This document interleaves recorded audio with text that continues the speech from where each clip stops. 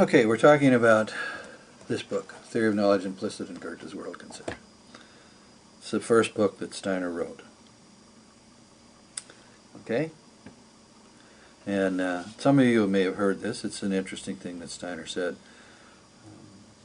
He said, I'd rather people read one book 50 times than 50 books once. He also said that he'd rather there were materialists in the world that thought than anthroposophists that didn't. Think about that one. Anyway, there was a meeting in 1986 or thereabout in Fair Oaks, California. I was living there, could have been 87, and Owen Barfield came to town, and it just went through the community like a phone tree, but there wasn't really a phone tree. People said, well, look, if you go down to the Rudolf Steiner College in Fair Oaks, Owen Barfield's going to be there, and about 150 people showed up. And during the conversation, he sat on this little dais with, I think, Clifford Monks, and he was asked this question. He said, someone said to him, well, you know, Steiner said this thing about reading 50 books once, or one book 50 times instead of 50 books once. Is there any book to which you relate to that way? And Owen Barfield didn't even pause to consider it. I mean, it just came right out of him. He said, well, there's a theory of knowledge implicit in Goethe's world conception, and then he described it as the least read, most important work that Steiner ever wrote. So Owen Barfield, this cool guy that I'm going to be talking about, who was the outstanding anthroposophist of the 20th century, and who gave us all kinds of insight into language and meaning and the word. In the beginning was the word. You know, all this stuff that Barfield did, he gave us all this insight into language. Said, least read, most important book Steiner ever wrote. Well, I'm going to read to you from the book. I'm just going to read, actually, I wrote a little article about this, but I'm going to read to you the contents page. Now, this can seem kind of dumb, but you got to realize that when Steiner organized something, and when he writes a contents page, it gives the organization by which he put his thoughts down. It's important. The contents page is important. It tells you something all by itself. So, Part A, preliminary questions.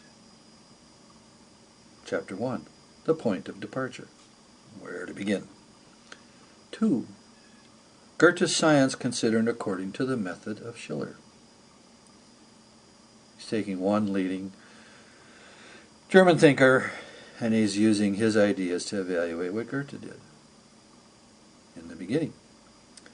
Part 3 of preliminary questions, the function of this branch of science. Very important. What is epistemology? What does it mean? Why do we have these kinds of questions? What's a theory of knowledge? Then he goes right into the heart of the matter. Section B, experience. Chapter 4, definition of the concept of experience. Very, very basic, very, very important. Chapter 5, examination of the content of experience. Very practical. 6, correction of an erroneous conception of experience as a totality. Okay, so we're going to look at experience, and he's also going to tell us that in general we have a flawed idea about experience, but we got to fix it. Chapter 7, reference to the experience of the individual reader. Very personal, right at you, you know. I mean, this is basic stuff on what? Well, on the science of the mind. All right. Section 3. Gosh. He's talked about experience. Now he talks about thought. Section C, thought. Well, we all got that, don't we? I mean, I'm not trying to be sarcastic here, really. I'm just saying this stuff is so basic and so important, it's really kind of scary that it's not the first thing out of the mouths of anthroposophists when they meet people and say, look, anthroposophy is based on the science of the mind. That's what anthroposophy means. It means the science of the mind. And the best beginning book on the science of the mind is something Steiner wrote when he was 25 and published in 1886. And if you don't believe that, read Owen Barfield, and he says it's the least read, most important book, Okay. Section C, thought. Chapter 8, thinking as a higher experience within experience. Chapter 9, thought and consciousness. Chapter 10, the inner nature of thought. Very, very basic stuff. This book is so crucial and so fundamental that the whole language of the anthroposophical movement should be informed with these concepts, because this is where Steiner started. This is the foundation he built. Section D, knowledge. Oh boy. Chapter 11, thought and perception. Chapter 12, intellect and reason. Chapter 13, the act of cognition. Chapter 14, cognition and the ultimate foundation of things. Section E, the science of nature. Chapter 15, inorganic nature. Chapter 16, organic nature. Section F, the spiritual or cultural sciences. Chapter 17, introduction, spirit and nature. 18, psychological cognition. 19, human freedom. 20, optimism and pessimism.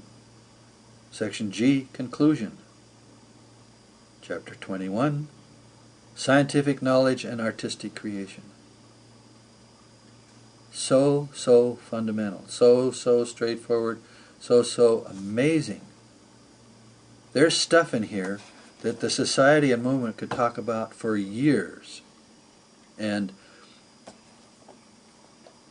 the rest of the world needs to know this book, because that's what stands behind everything that we do as anthroposophists.